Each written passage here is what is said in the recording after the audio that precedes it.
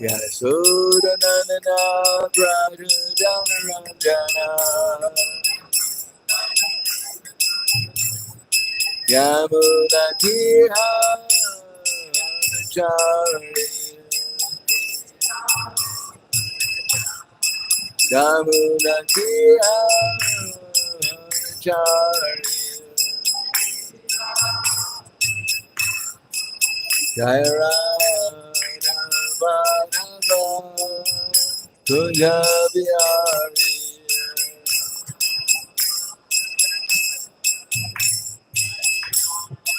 Jaya Radha Madhava Kunja Bihari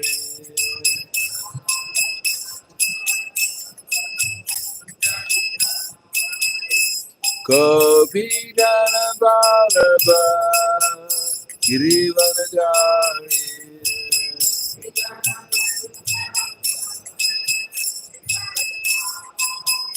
Gopi Jana Vallabha Girivanagari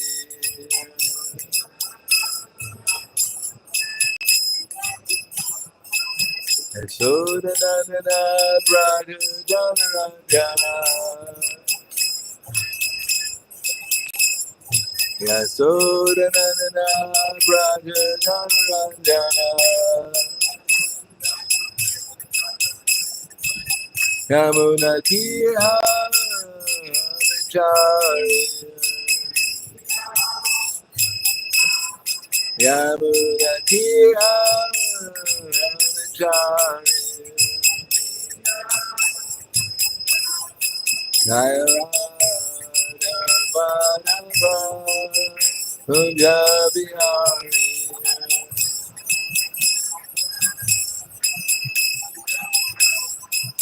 Jaya Radha Madhava Kunja Bihari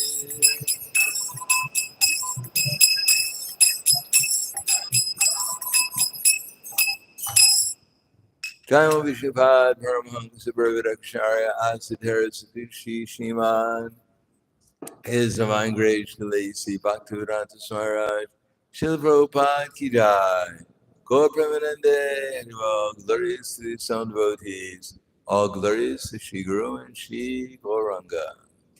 Om Agana Timanandasya Gyananjana Salakaya Chaksuramilitam Yena Tasmai Shri Guruve Namaha Shri Chaitanya Manobishtam Stapitam Yena Bhutale Swayam Rupa Kadamaya Dadati Swapadantikam Vandeham Shri Guru Shri Yuta Padakamalam Shri Guru Vaishnavam Cha Shri Rupam Sagrajatam Sahagana Raganatam Vitam Tam Sajivam Sadvaitam Savadutam Pradina Saitam Krishna Chaitanya Devam Shri Radha Krishna Padan Sahagana Lalita Shri Visakans Vitamscha Hey Krishna Karna Sindhu Dinabando Jagatpate Gopesha Gopika Kanta Radha Kanta Namostute Tapta Kanchena Gaurangi Radhi Vrindavaneshwari Prishubhanu Sudhadevi Pranamami Hari Priye Vanchakapa Tribhyascha Kripa Sinubhyevacha Patitanam Pavanebhyo Vaishnavebhyo Namo Namaha Shri Krishna Chaitanya Pranityananda Shri Advaita Gadadhar Shivasadi Gaura Bhaktivinoda Hare Krishna Krishna Krishna Hare Hare Hare Rama Rama Rama Hare Hare Om Namo Bhagavate Vasudevaya Om Namo Bhagavate Vasudevaya Om Namo Bhagavate Vasudevaya.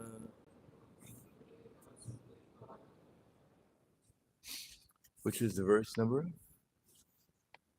24? 21. So we're reading from Srimad Bhagavatam, Canto 4, Chapter 13, Descendants of Dhruv Maharaj. Everyone understands English or? Anglesi jante hai?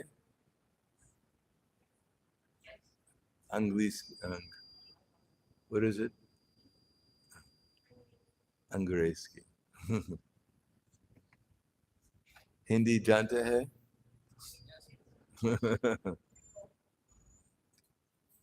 So they'll understand English if I speak in English? Okay. Etad akyaki me Brahman Sunitatmaja chestitam Shradadhanaya Bhaktaya Tvamparavara Viditama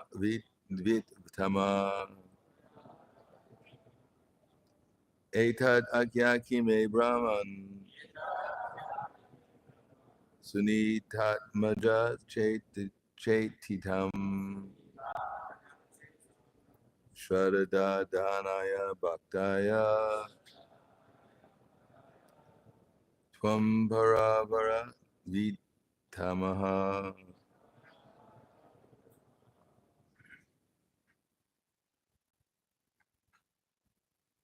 Go and chat.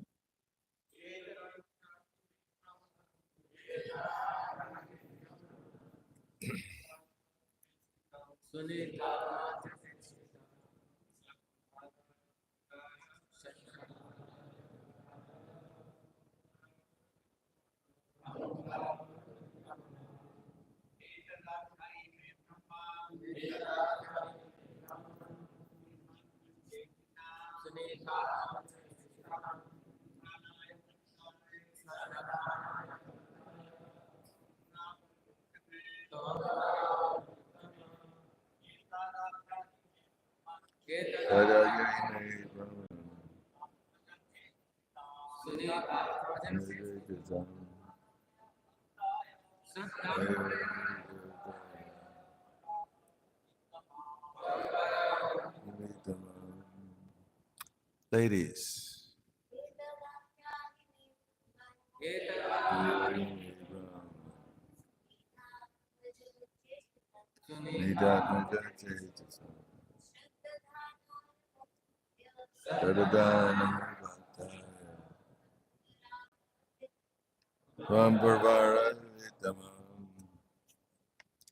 Etat, all these.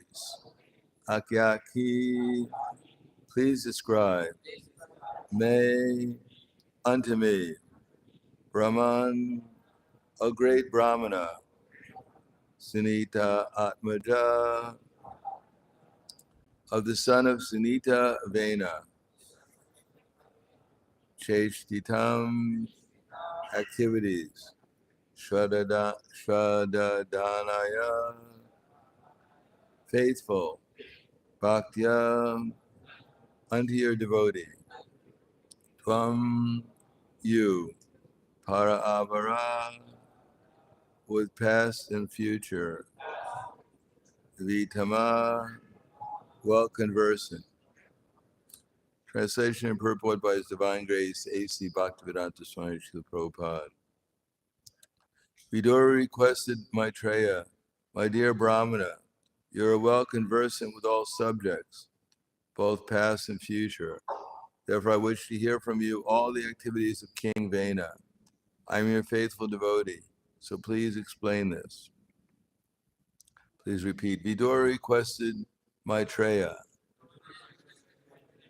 my dear Brahmana, you are well conversant with all subjects, both past and future. Therefore, I wish to hear from you all the activities of King Vena. I am your faithful devotee, so please explain this. Srila Prabhupada's purport. Vidura accepted Maitreya as his spirit. You don't have to repeat it. Vidura accepted Maitreya as his spiritual master. A disciple always inquires from the spiritual master And the spiritual master answers the question, provided the disciple is very gentle and devoted. Srila Vishwanath Chakravarti Thakur said that by the mercy of the spiritual master, one is blessed with the mercy of the Supreme Lord. The spiritual master is not inclined to disclose all the secrets of transcendental science unless the disciple is very submissive and devoted. As stated in the Bhagavad Gita, this process of receiving knowledge from the spiritual master entails submission, inquiry, and service. So the text again.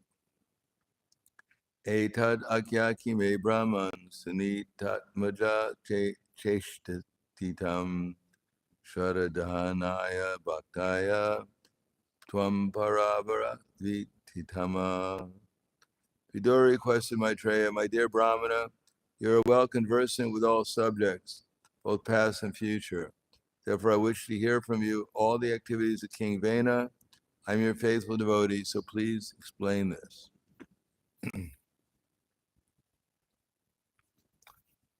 Namo Vishnu Vidaya Krishna Prasthaya Budaya Srimati Bhaktivedanta Swami Namane Namaste Saraswati Deve Gauravani Pracharane Nirvishesha Shunyavadi Paskyadyade Siddhartha. In the Bhagavad Gita, Krishna says, Tadvidi Pranipatena Pari Prashnena Sevaya Upadeshanti Te Jnanam Jnananas Tattvadarshana. Just try to learn the truth by approaching a spiritual master. Inquire from him submissively and render service unto him. His self-realized souls can impart knowledge unto you because they have seen the truth. And Srila Prabhupada writes in the purport that the path of spiritual realization is undoubtedly difficult.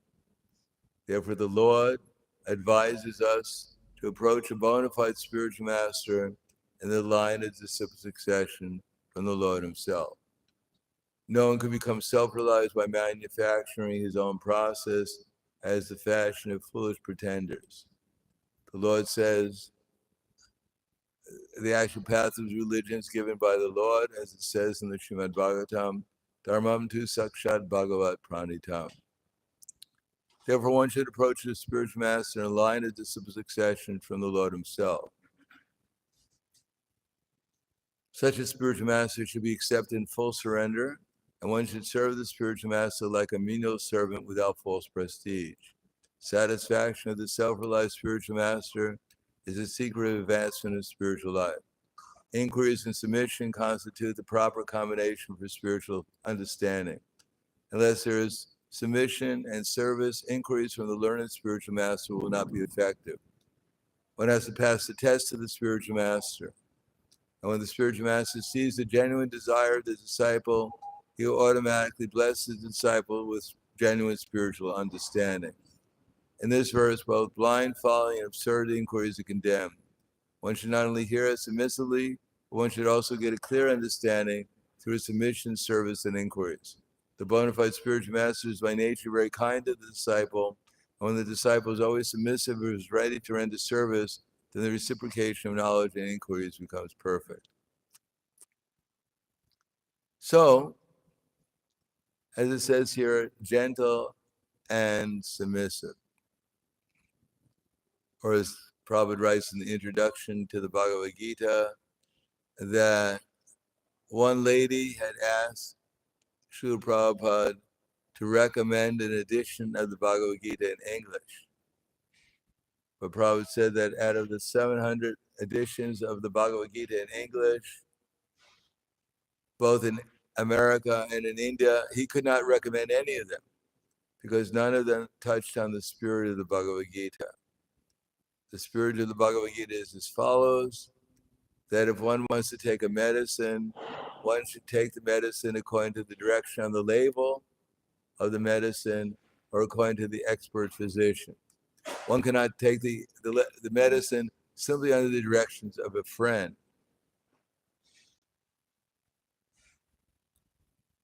So, Bhagavad Gita is said by great sages, personalities such as Sankaracharya, Ramanujacharya, Vishnu Swami, later on by Sri Chaitanya Mahaprabhu, by Saraswati Thakur, that Krishna is the Supreme Personality of Godhead.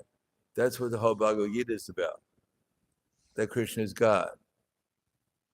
And being God, it means he has all opulence.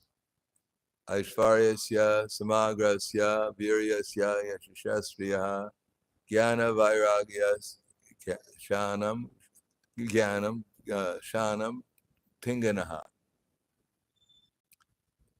The definition of the Supreme Personality of Godhead is that he's the source of everything. So he's also the source of all beauty, all knowledge, all fame, all wealth, all strength, all renunciation. Now, according to Bhagavad Gita, every one of us has an eternal servant has a relationship with Krishna, but that relationship is not covered.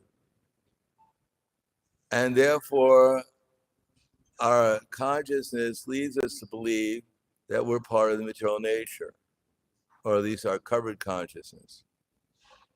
Due to the influence of Krishna's illusory energy, and Krishna's illusory energy is more powerful than we are. And the material world is just as powerful as Krishna is. So the fact that we're misidentified ourselves with this body, or misidentifying ourselves with this body, is not unusual because we're very tiny and Krishna's material energy is very powerful. Therefore, every one of us has a different kind of faith according to the particular modes of nature that we're situated under. Some people in the mode of ignorance, they have faith in sleeping and eating, etc., that this will make them happy. The mode of passion, we want to decorate our eating, sleeping, mating, defending, so it becomes more enjoyable. And the mode of goodness, we want to understand things more clearly so that we can get out of the miseries of material existence and understand who we actually are. In any case, Sattvam Rajas Samahiti Guna Prakriti Sambhava Nivandanti Mahabaho Dehe Dehinam Avyam. That the material nature that we're surrounded by right now consists of the three modes: goodness, passion, ignorance.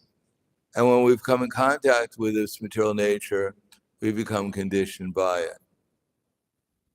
Therefore, it's not unusual, the fact that we have all different types of awareness. And therefore, because we have different types of awareness, we have different types of faith.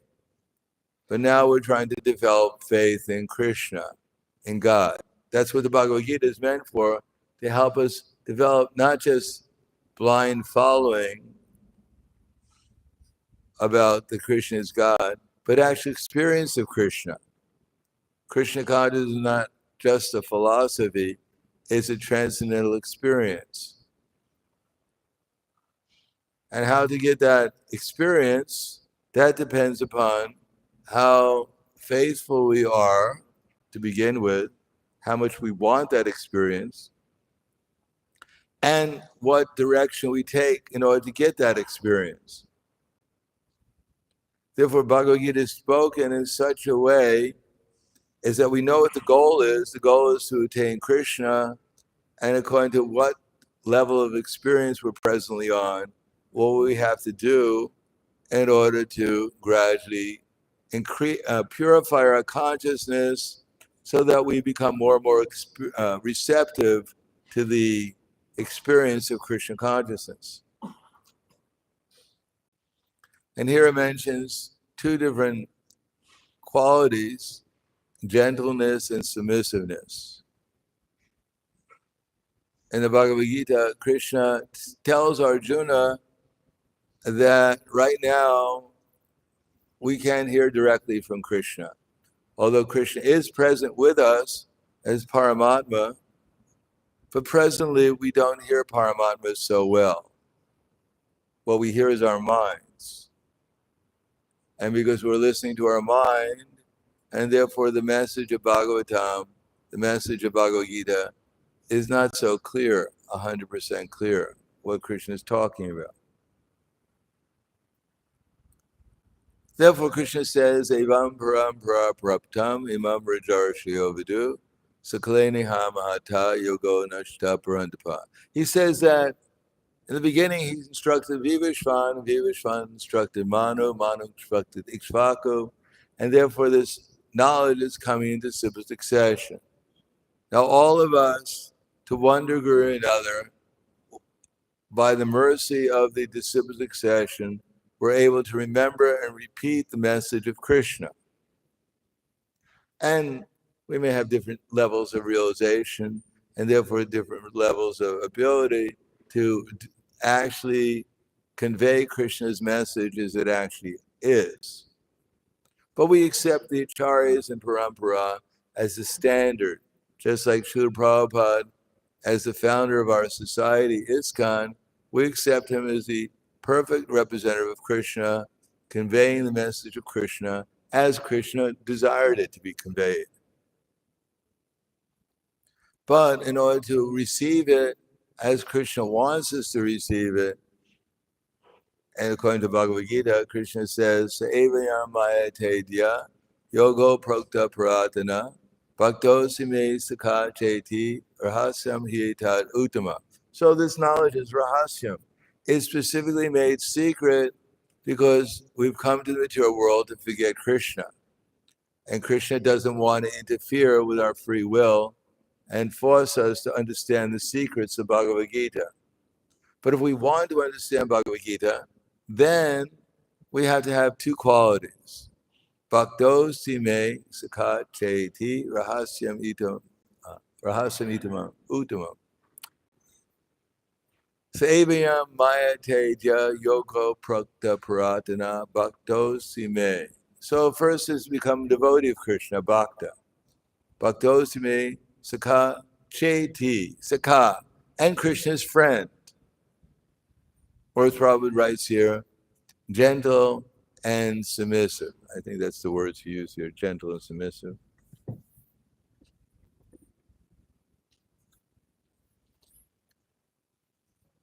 Gentle and devoted. And in the verse, Krishna says, friend and bhakto, a devotee. So devoted and friend of Krishna. Or as it says, gentle and devoted. We treat our friends nicely, we don't treat them roughly, our real friends. Therefore, devotional service should be performed with steadiness, which is devotion, and enthusiasm. Or here it says, another word, friend, or here it says gentle. So there are many words to describe the consciousness that we have to develop, but we should understand some of the words and apply them in our devotional service. And in order to understand Bhagavad Gita, because it is not so easy to understand Bhagavad Gita under illusion, therefore, not only we have to take an example, an acharya, such as Srila Prabhupada, and through Prabhupada we can see others, because all of us, we're all hearing the message and applying it, and therefore to one degree or another, we also become instruments for Prabhupada. It is not that there's one acharya and everyone else is in Maya. No, by following the acharya, then we come under the divine energy, and to one extent or another, we become instruments for the divine energy.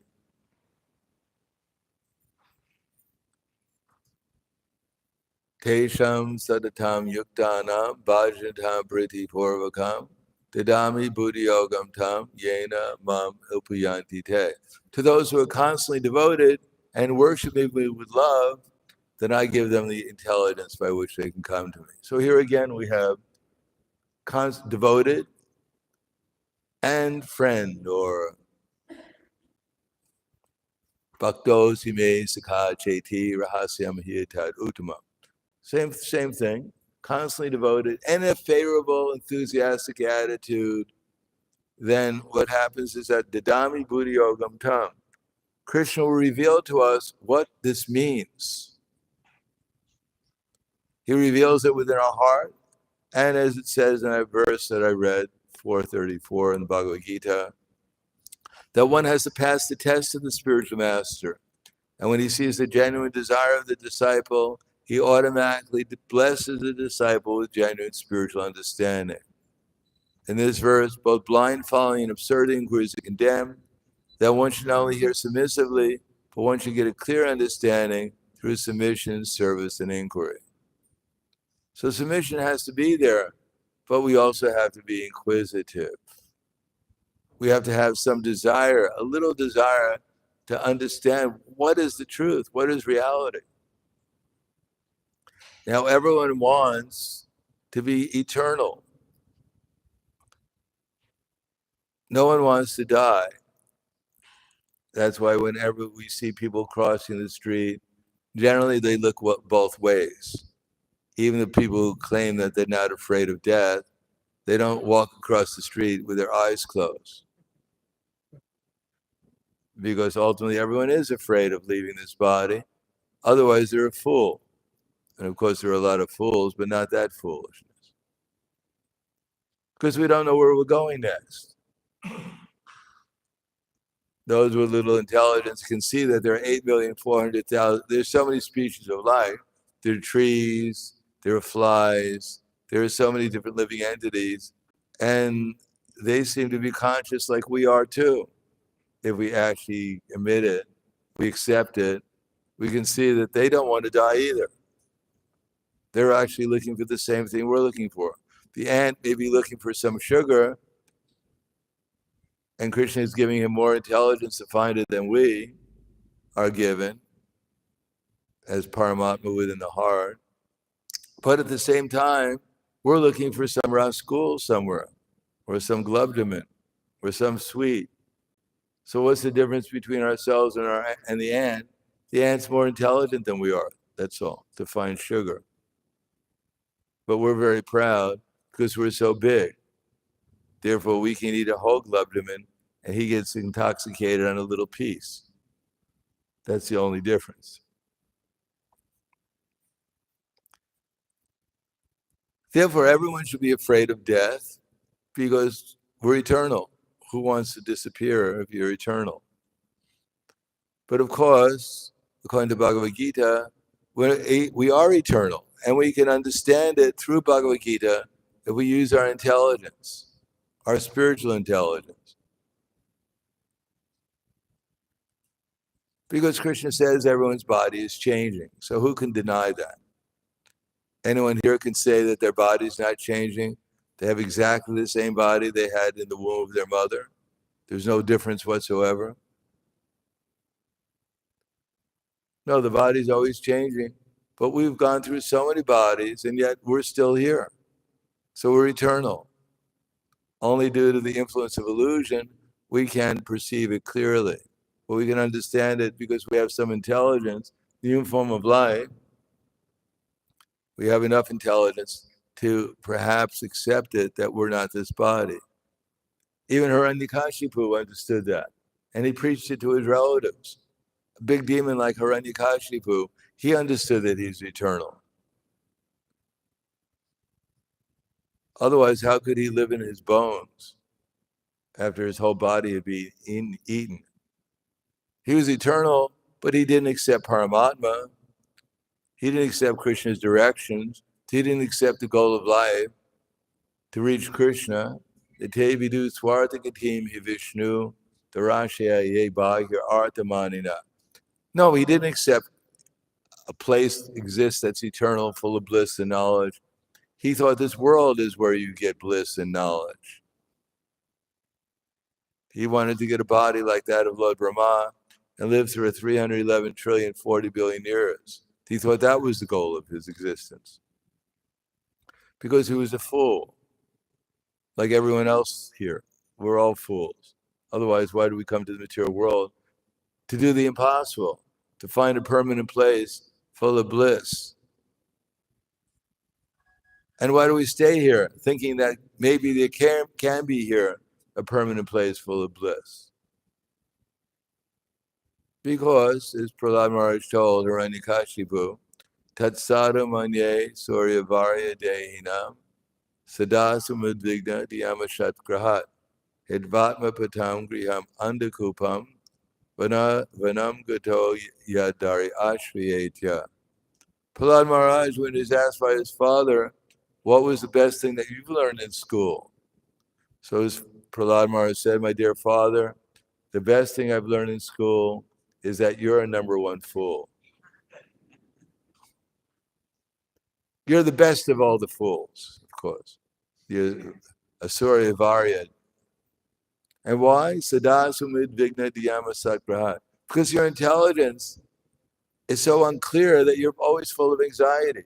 You're supposed to be the big controller of the universe, but you're always intoxicated because you can't tolerate all the problems that you have. So what is my advice to you, my dear father? What is the best thing I've learned? Hetvatma patam griham andakupam. Get out of this material concept of life.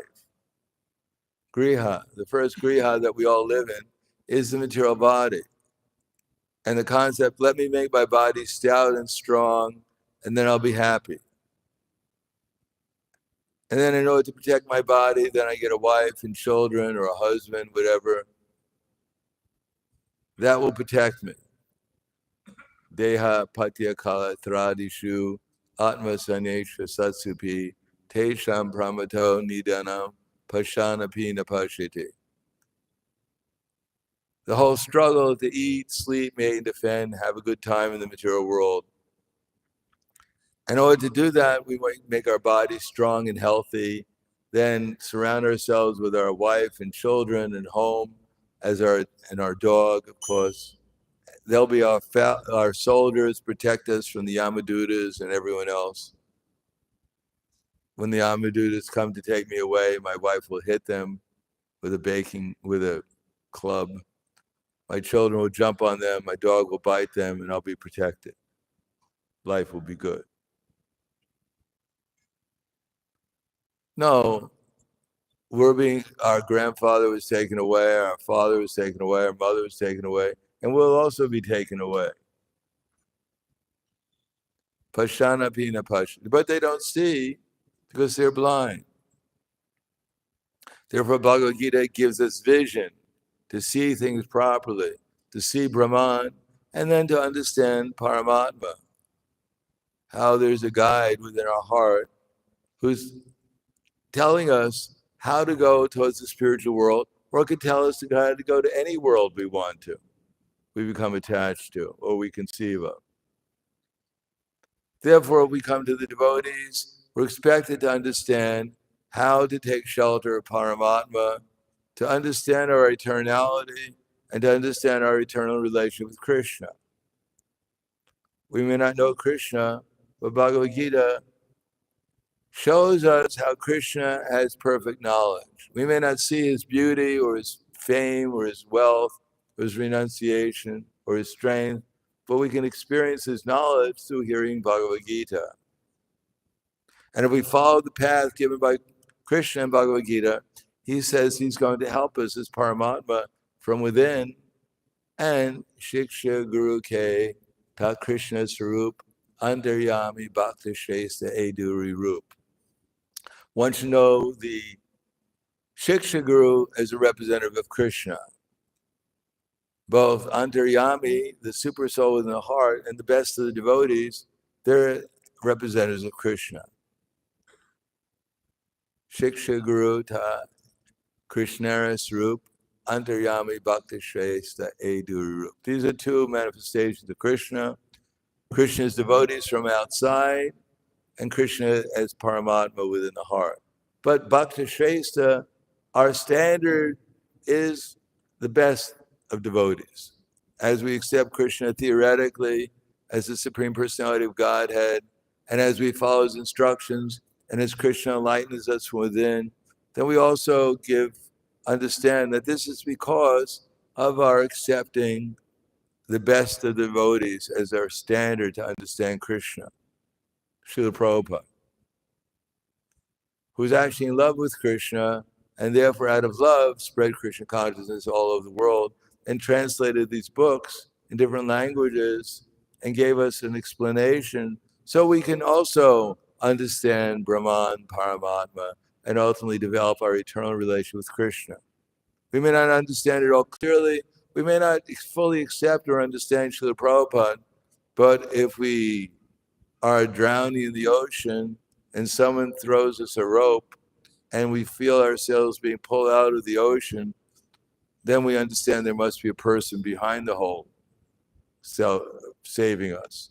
We may not see them clearly at first, we may not understand them clearly, but we should accept that at least this is the person, Krishna and his devotees, who are bringing me out of the ocean of material existence. Therefore, we have Guru Puja, we worship Srila Prabhupada, not simply out of sentiment, but because he's given us the means by which to get out of the ocean of birth and death. And if we follow it, then Krishna will help us, Srila Prabhupada will help us, the acharyas will help us, and we'll actually realize gradually who we actually are, and we'll gradually achieve the goal of life.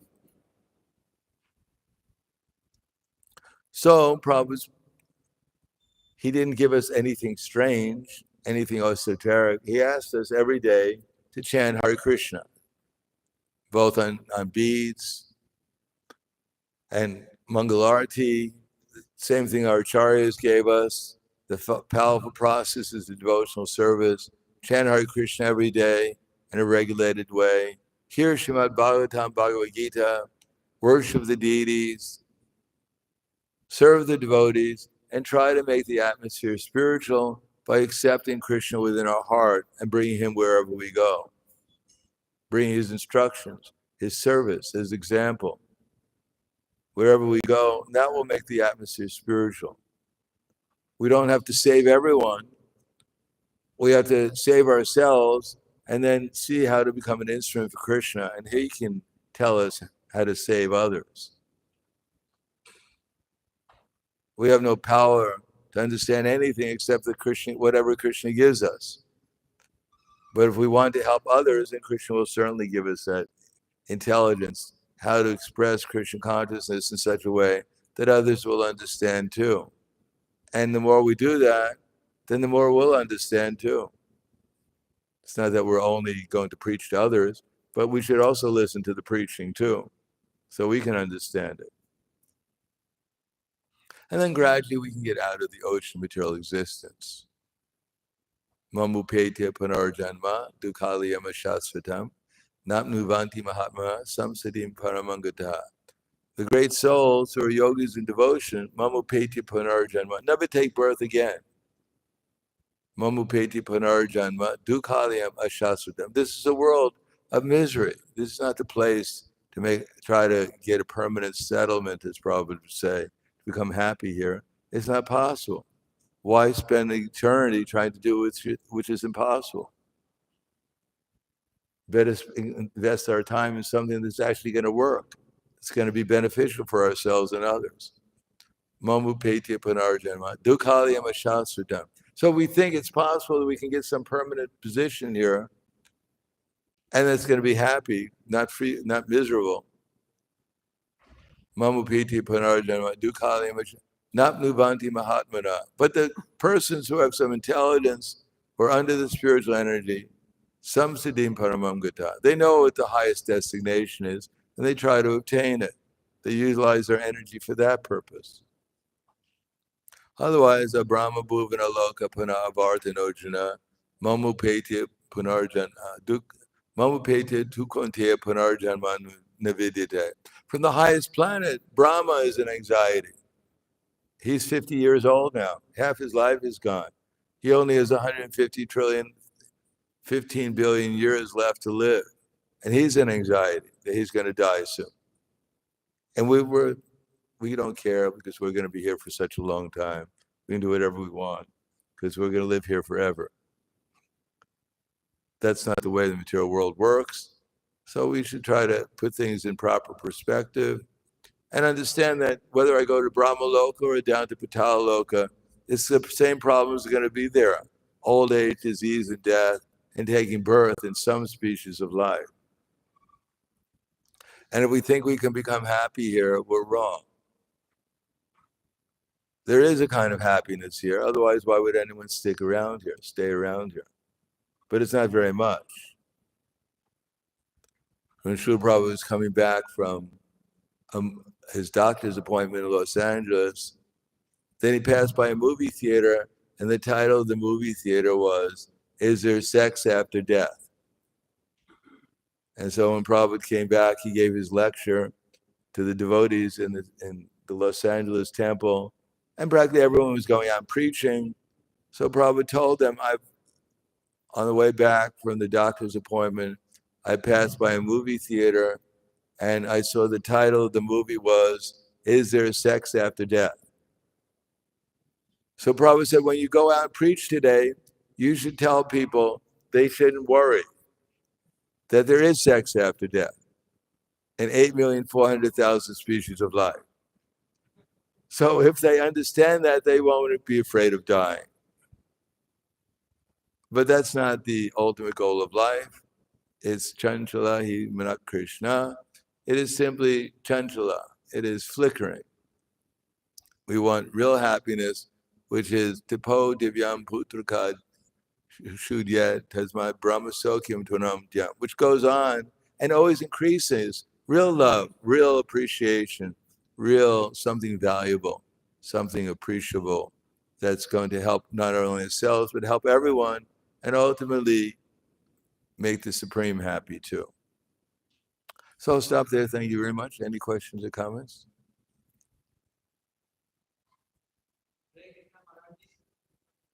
Hare Krishna.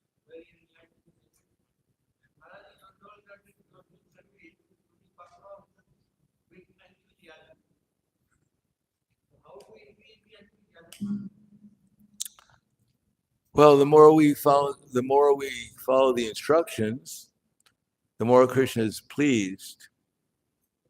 Then the more Krishna reveals himself, and in the presence of the fire, the little spark glows brighter. So the more we come in association with Krishna through his mercy and the mercy of his representatives, the more we accept his mercy through submission, service, and inquiry, submissive inquiry and service, the more Krishna is pleased and reveals himself, then the more our enthusiasm grows. You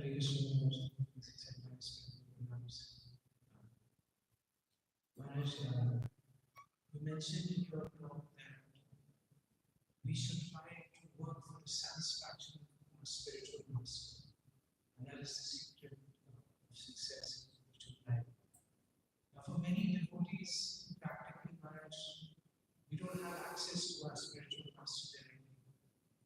And maybe we haven't even received, like you said, some direct instruction. So how do we know that what we are doing is satisfying our spiritual master? Well, actually, it says satisfaction of the self-realized spiritual master is the secret of advancement in spiritual life. So, Srila Prabhupada we accept as a self-realized spiritual master, and those who are following him, they also become self-realized to the extent that they're following him. Now, they become self-realized by following Prabhupada, the instructions coming into simple succession through the acharyas. So when Prabhupada was in a morning walk with Satsrup Maharaj and Jayadvaita Swami, they asked him the same question. How do we know if the acharya is pleased, the spiritual master is pleased? So Prabhupada said, well, the GBC is there, the temple president is there, there's so many representatives. We're all, to one degree or another, representatives. So the authorities are there. And if we please them, then the spiritual master, who's also one of the authorities coming from Krishna, will also be pleased, because Krishna will be pleased. It is not that the original spiritual master who's directing us is only in one person's heart. He's in all the devotees' hearts. And if they're actually authorized to give us directions in service to Krishna as Shiksha Gurus, then Paramatma will be pleased. And then Paramatma will reveal Krishna consciousness to us. So it's not So the order of the spiritual that order of the spiritual master comes down through the disciplic succession. So if one gets a bona fide spiritual master and acts according to his instructions, then his success in life in Krishna consciousness is guaranteed. So there's Vani and Vapu. Even when we have Vani, we have to follow the Vapu, we still have to follow the Vani. And when we have the Vapu, we should see what the Vani is as a manifestation of the Vani. And then we follow that Vani in any circumstance. And when we follow the Vani, the instructions coming down in simple succession, then Krishna is pleased. The acharyas are pleased. Krishna is pleased. And they enlighten us.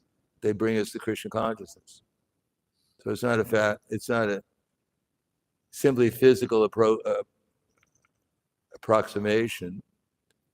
It's how much we perceive, accept, and appreciate the instructions and the examples of the acharyas and serve them to the best of our ability. Thank you. Hare Krishna. So sometimes when we have the association of devotees and dedicated our lives too much into this services, now we have all the association of devotees. So after some time we start finding and seeing faults in devotee circle. And even sometimes it happens that Maharaj, we start appreciating people outside who they are very much politics, they are very much caring, but devotees they are very insensitive sometimes. And Maharaj, sometimes devotees also share that they start sometimes become very happy seeing some devotees going through tough phases of life. They kind of say that we want to see these devotees they used to offend. That's why they are going through this tough phase. Maharaj, how to be considerate in such situations where we see some devotees they are struggling and our heart is become very much happy that oh, let's see they were not proper in their indicates behavior, not see they are suffering. So Maharaj, how to maintain our consciousness in such situations where we can actually act like a support system to the community? A lot of questions. Well, it's not bad to see reality, but the question is what we're going to do about it. In other words, our business is Yari Deka Tari Kaha Krishna Upadesh Amara Aga Guruhana Tari Desh. Whoever we meet, what to speak of the devotees, Yari Deka Tari Kaha Krishna Upadesh. We're supposed to help them become Krishna conscious. So when we see devotees struggling, then we can learn from them. If we think that they're struggling or they're because of something they've done wrong, then we learn from them not to do that wrong thing, or else we'll be in the same position. But our conclusion is we should try to help them if we have the intelligence to help them, the ability to help them, so we can support their development of Krishna consciousness. Because after all, dasa, dasa, anadasa, our eternal position, our constitutional position is Krishna's servant. And as Krishna's servant, we're servants of all his servants. So if we want to please Krishna, then our attitude should be to what is Krishna? How can I act as an instrument for Krishna to help this devotee? So we should learn from them what not to do. So we should appreciate them. They're teaching me what not to do. Otherwise, I may have done the same thing, and I may have thought I could get away with it. But then I could see I can't get away with it because they did the wrong thing and they can't get away with it. But I should help them, try to rectify or try to minimize the suffering or whatever they're going through, and help them take shelter of Krishna, even in their difficulty. Because if I don't do that, then I'll be placed in the same difficulty that they're placed in because of my neglect of service to Krishna. And I'll have to struggle and hope someone comes along to help me. But if I help them get out of their difficulty, at least try, if I can, then Krishna will help me, give me the intelligence how to get out of the difficulty, and I won't have to suffer it.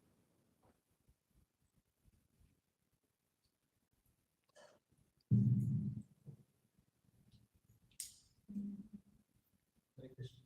Hare Krishna.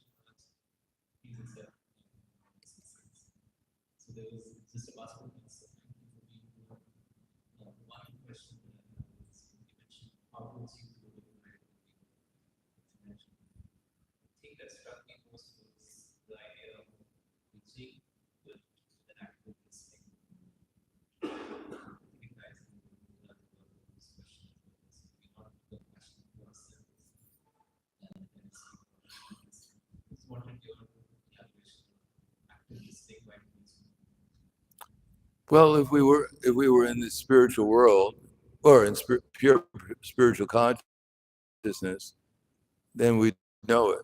If we were actually seeing Krishna eye to eye, face to face, if we knew our spiritual identity, as Prabhupada says in the end of the fifth text of the Nectar of Instruction, that a self-realized person, he exhibits four qualities. Number one, he's assimilated all the knowledge in the Bhagavad Gita, and therefore he sees Krishna in every letter in the Bhagavad Gita. And he knows that he's experienced when he chants Hare Krishna, and Krishna is present with his associates and their pastimes, everything's there. And he knows his spiritual identity. He's actually participating in his Leela, in the Leela with Krishna, eternal relationship with Krishna. And he has absolutely no other business except to spreading Krishna consciousness, to help others become Krishna conscious. So this is basically what our preaching is. And we have to learn how to, we have to assimilate the knowledge in the Bhagavad Gita. So we have to listen to the knowledge and see how it all fits together. And then Krishna gives us intelligence how to express it according to our level. We have to listen to it. Because then we have to chant Hare Krishna according to that realization in such a way as that we actually experience Krishna's presence and gradually understand our own relationship with Krishna. And become serious, ultimately, about giving Krishna consciousness to others. Because if we're eternal servants of Krishna, that's the only thing Krishna wants. He has no other business in the material world than to give Krishna consciousness to others. And the more we take that as our business, then the more we actually become Krishna's servant. So we have to listen to this knowledge so we take it seriously. And the more seriously we take it, then the more he'll help us, the more he'll bestow all his blessings upon us. Yes.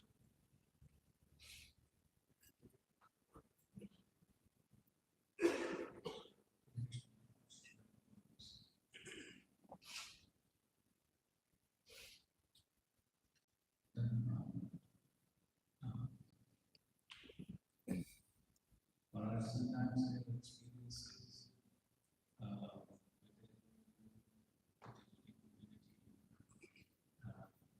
that may hurt, something says, something happens, and it gives you to be rejected, and then you balance your enthusiasm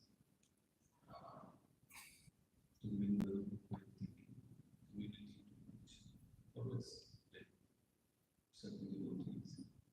But it leaves also like you're unsure that how to deal with the situation. And then it starts impacting people. Yeah, well, it's affected. But Prahlad Maharaj said to his father, in this world there's no enemy except for the uncontrolled mind. So we're thinking outside there's some problem, but actually the problem is within ourselves. Now Krishna is arranging everything.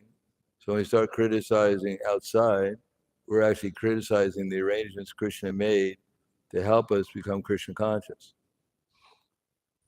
So rather than if we see problems, others are acting improperly, then we should understand that that's unfortunate, but we don't have to act improperly. We should act in Krishna consciousness. And if we can help them, we should try to help them rather than criticize them. Because Krishneti yasya giritam manasedriyeta, the business of devotee is that he should respect within the mind those who are chanting Hare Krishna, although he may not intimately associate with them. Because they're being carried away by the modes of material nature, we shouldn't become envious of them. Otherwise, we're being carried away by the same modes of material nature that they are, by being envious. So instead, we should understand that the soul is being carried away And if we can help them, we should help them. We can, at least we should respect them within our minds, because at least they're engaged in devotional service to one degree or another, and appreciate that. And if they're apparently they're hurting our feelings, actually it's because we don't know who we are. We're thinking that they're hurting. We don't. How can they hurt our feelings? Actually, it's ourselves which are hurting our own feelings by accepting illusion as reality. They may be criticizing our bodies or something in relation to the body, but we're not the body. So they're helping us getting rid of our false ego, because we're accepting something painful, because we're accepting the false ego. So that's an encouragement to get rid of it. So they're actually helping us make progress in devotional service. They're helping us getting rid of our false ego. They're showing us if we accept our false ego, how we have to suffer. And if we don't accept it, if we see things in Krishna consciousness, we have the proper mood, how we become liberated from our false ego. So they're good teachers for us.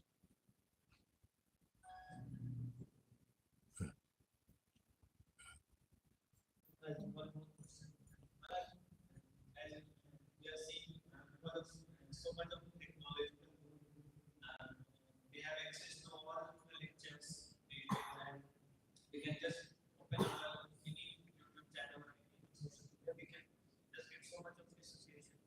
And we also really shared sometimes makes us too much connected to Krishna, some lectures, just particular lectures. But often it happens because we are not having connection to a system, no one is there to guide us, to give us correction. This is but how to assess our own Krishna consciousness. Are we advancing in proper direction? What is the parameter where we should see that this is my consciousness? Am I advancing in Krishna? So what is the advice? Because Maharaj, we must have seen so much of ups and downs in so many devotees' lives, Krishna consciousness. So Maharaj, please bless us with this idea how we can assess ourselves. Are we advancing properly? Whole Bhagavad Gita, Srimad Bhagwatam, Chaitanya Charitamrita, that's what it's all about. So we have to read the books. But in summary, Bhakti Pareshanu Vyaktir, Ainatratrika Ekakala, Prabhanamanasya Tashitastus, Tushti Pushti Shudapaya Nugasam. That bhakti has three qualities. Bhakti Pareshanu Vyaktira. So bhakti is love, awareness of how everything is related to Krishna, loving everyone and everything in relation to Krishna, awareness of how everything is related to Krishna, and detachment from those things which draw our mind away from Krishna. So just like Krishna says, like when you eat a meal, you experience three things: growing strength, alleviation of hunger, and satisfaction. So by properly executing devotional service, satisfaction means love, growing detachment means realizing however detachment from the things that draw our mind away from Krishna, and growing strength means growing awareness of Krishna consciousness, growing spiritual intelligence. So that's what we have to see. If our spiritual intelligence is developing, our happiness in Krishna consciousness is developing, and a detachment from the things that draw our mind away from Krishna, we're becoming more detached from those things. One more question.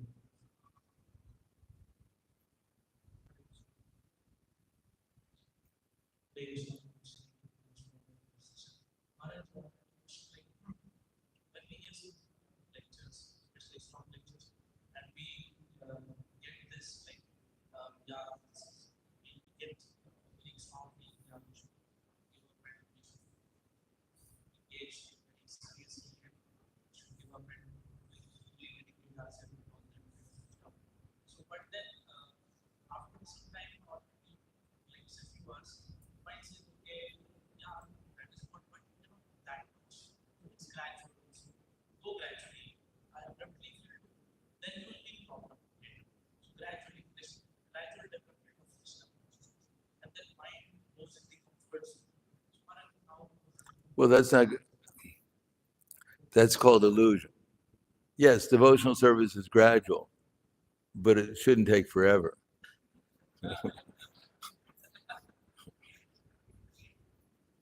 So gradually, if we put full effort in, then we'll get a gradual process, gradual progress. And if we put no effort in, we'll go backwards usually. So when the mind says it's a gradual process, then we should become more enthusiastic to do to the best of our ability, dedicate ourselves, and then we'll have some gradual progress. And if we don't do that, we won't have any progress. It's like you're in a current, the current, Ganges is flowing very rapidly. You're swimming against the current. So unless you put in full force, you're going to drown. You say, well, it's a gradual process, swimming up the river. No, you have to put full effort, and then you might be able to make it. If you don't, you'll just get swept away. The material nature is not so simple to overcome. And we require, even gradually, it's not so simple to overcome. It's an ocean.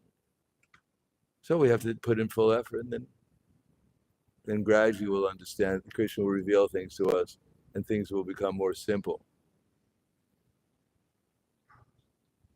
Anything else? Yes, Manaji.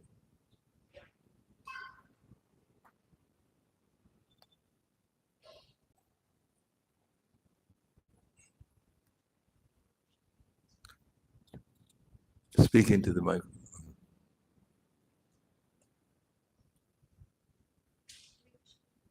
Speaking to the microphone, please. Mike, there you go.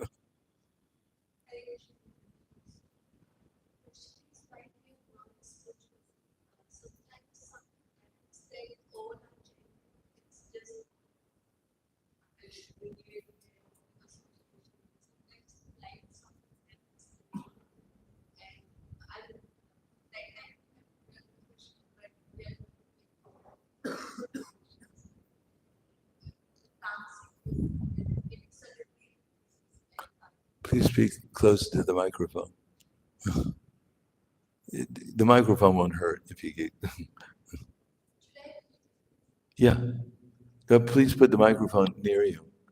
Then it'll be louder. This.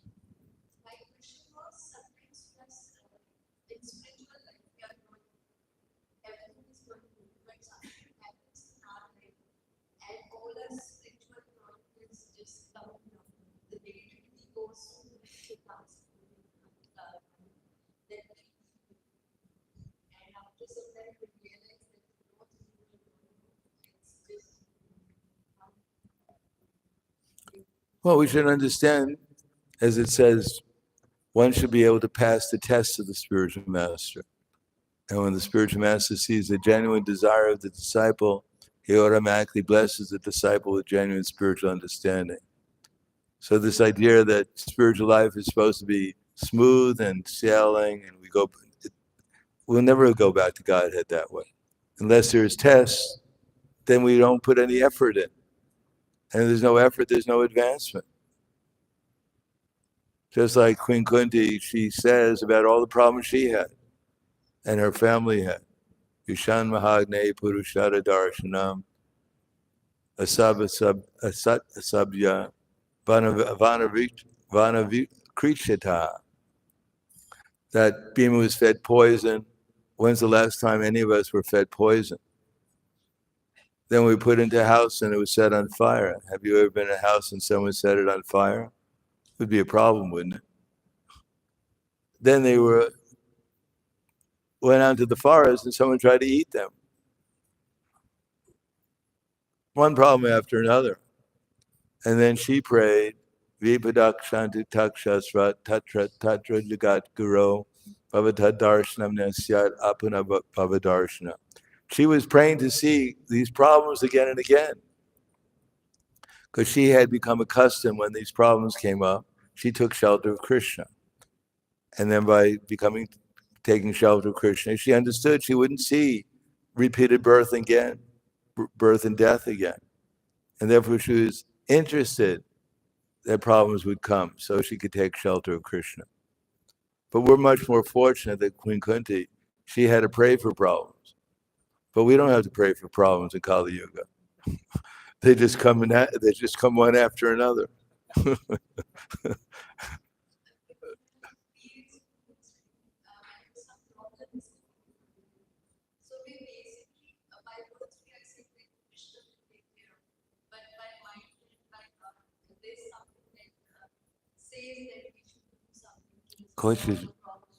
First thing we should do is find out what Krishna wants us to do. Otherwise, we're just like Arjuna. Dear Krishna, there's a problem. I don't want to deal with it. You deal with it. Here, you take up the bow and arrow. I'll see the rerun on television. No, Krishna told him what he wanted him to do. And that's how Krishna solved the problem, by telling him what to do.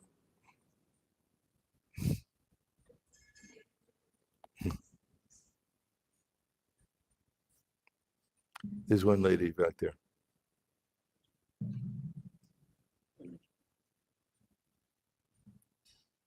My question is, when we are reading scriptures, we are listening to certain lectures, we are very much talking about God, we are talking about Krishna. But when we go back outside to our practices or our works, we are back to that. So there's very little time when we are actually talking about Krishna. So how do, when we are working and doing all our working works, how to bring our consciousness back more towards Krishna in our works? Well, devotional service begins where the concentration on Krishna is during our sadhana.